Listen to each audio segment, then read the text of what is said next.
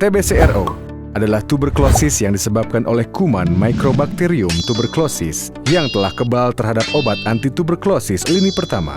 Oleh karena itu, penanganannya menjadi lebih panjang dan sulit. Penyebab tuberkulosis resisten obat pertama, pemberian paduan OAT yang tidak sesuai kombinasi jumlah dan durasinya.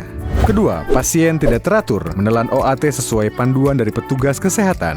Ketiga, pasien menghentikan pengobatan secara sepihak sebelum waktu yang ditentukan. Keempat, tidak mematuhi anjuran dokter atau petugas kesehatan. Kelima, gangguan penyerapan obat. Keenam, tertular dari pasien TBC-RO lainnya. TBC-RO, sebagaimana TBC sensitif obat, tidak akan menular hanya karena berjabat tangan, penggunaan baju bersama yang bersih, penggunaan alat makan bersama yang bersih. TBC dan TBC-RO dapat menular melalui percikan dahak dari pasien yang terhirup oleh orang lain. Sangat penting bagi seluruh pasien TBC dan TBC-RO untuk menggunakan masker jika berada di tempat umum.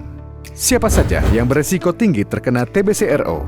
Pertama, pasien TBC gagal obat kategori 2. Kedua, pasien TBC pengobatan kategori 2 yang tidak konversi setelah 3 bulan pengobatan. Ketiga, pasien TBC dengan riwayat pengobatan TBC yang tidak standar. Keempat, pasien gagal pengobatan kategori 1. Kelima, pasien TBC pengobatan kategori 1 yang tidak konversi setelah 2 bulan pengobatan. Keenam, pasien TBC kasus kambuh atau relapse dengan pengobatan OAT kategori 1 dan kategori 2. Ketujuh, pasien TBC yang kembali pengobatan setelah lost to follow up atau lalai berobat. Kedelapan, terduga TBC yang memiliki kontak erat dengan pasien TBC-RO. Kesembilan, pasien koinfeksi TBC HIV yang tidak responsif terhadap pemberian OAT. Sesuai Permenkes nomor 67 tahun 2016, semua terduga TBC baik TBC sensitif atau TBC resisten obat harus didiagnosis dengan tes cepat molekuler. Dan jika hasil menunjukkan rifampicin resisten, maka akan dilakukan tata laksana pengobatan TBC-RO sesuai petunjuk teknis TBRO Kementerian Kesehatan. Upaya pengendalian TBC resisten obat dilakukan melalui Program Manajemen Terpadu Pengendalian Tuberkulosis Resisten Obat atau MTPTRO, atau yang juga dikenal dengan PMDT. Upaya pengendalian TBC resisten obat di Indonesia mengalami kemajuan yang cukup pesat. Penambahan jumlah layanan bagi pasien TBC resisten obat terus meningkat, sehingga akses pasien terhadap layanan TBC-RO yang standar juga meningkat.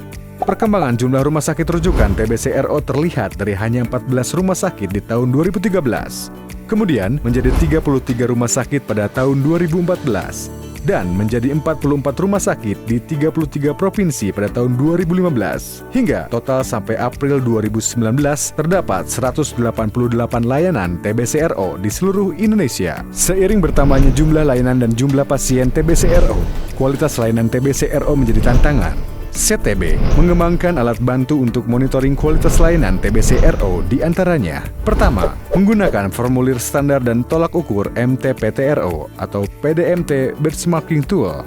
Kedua, audit klinis mini cohort bulanan. Ketiga, Enhanced Cohort Review.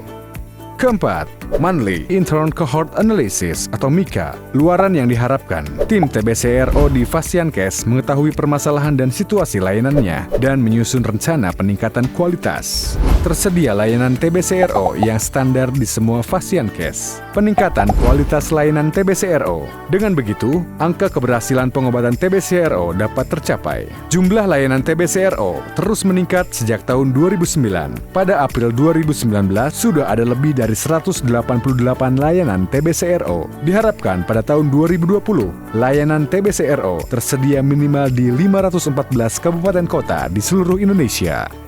Hingga saat ini, di 6 provinsi yang didukung CTB, telah terdapat 50 Fasiankes rujukan TBC-RO. Dukungan berbagai pihak terkait dalam pelaksanaan program PMDT di berbagai lini telah mendorong peningkatan dalam upaya penanggulangan TBC-RO. Temukan tuberkulosis, obati sampai sembuh.